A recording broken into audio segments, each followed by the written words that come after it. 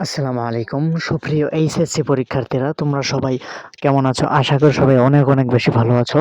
তো তোমরা যারা ২৬ সালে পরীক্ষা দেবা, ২৫ সালে অনেকেই ফেইল করছো এবং ২৬ সালে যারা এইচএসসি দিবা, তো তোমাদের পরীক্ষা কিন্তু পিছিয়ে যাচ্ছে। কেন পিছিয়ে যাচ্ছে সেটা যদি আমরা দেখতে যাই, তো তোমরা দেখবা যে তোমাদের ছোট ভাই যারা তারা পরীক্ষা দিবে। আগে কিন্তু পরীক্ষা হতো, এসএসসি পরীক্ষা হতো ফেব্রুয়ারি মাসের ২ থেকে ৩ তারিখের মধ্যে শুরু হতো এবং এটা ১ থেকে ১.৫ মাসের মতো সময় লাগতো শেষ হতে।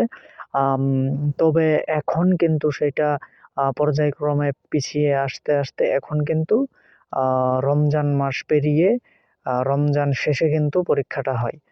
তো তোমাদের ছোট ভাইদের এবার পরীক্ষাটা একটু নির্বাচনের জন্য একটু পিছিয়ে যেতে পারে।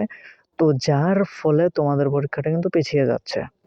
এটা হবেই ১৫ থেকে ২০ দিন বা ১ মাসের মতো সময় পিছিয়ে যেতে পারে।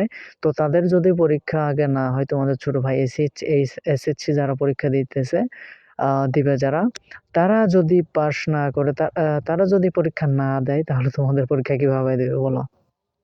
তো এইজন্য বলতেছি যে নির্বাচনের জন্য তোমাদের পরীক্ষা কিন্তু পিছিয়ে যাচ্ছে। যার ফলে তোমাদের পরীক্ষা একটু পিছিয়ে যাচ্ছে। তাদের পরীক্ষা পিছাচ্ছে বলে তোমাদের পরীক্ষা পিছিয়ে যাচ্ছে।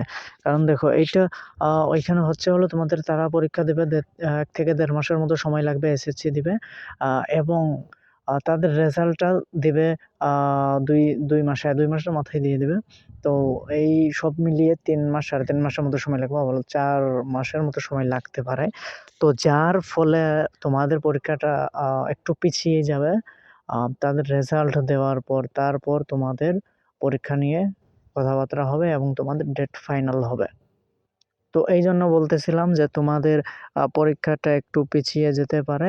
যার ফলে তোমরা একটু সময় বেশি পাচ্ছ। এখন সবাই বলতে পারো যে আ টাইম এগিয়ে দিচ্ছে আবার পিছিয়ে দিচ্ছে। তো ভালোভাবে যদি অনেকেই লেখাপড়া করে, সবাই যদি ভালোভাবে লেখাপড়া করে তাহলে এইখানে কিন্তু তোমাদের পরীক্ষা আগে হবে কিনা পাছে হবে সেইটা কিন্তু ম্যাটার করে না।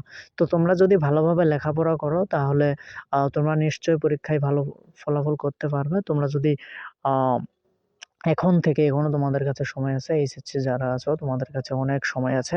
তো তোমরা চাইলে এখন থেকেই ভালোভাবে স্টাডি করে, ভালোভাবে লেখাপড়া করে তোমরা কিন্তু ফাইনাল এক্সামে তোমরা কিন্তু ভালো কিছু করতে পারবে এবং যারা ফেইল করেছো তোমাদের কিন্তু আমি বলেছিলাম তখন ভিডিওতে যে তোমাদের কিন্তু ভালোভাবে সুযোগ সুবিধা দেওয়া হবে। তোমাদের কিন্তু ভালো সুযোগ সুবিধা দেওয়া হয়।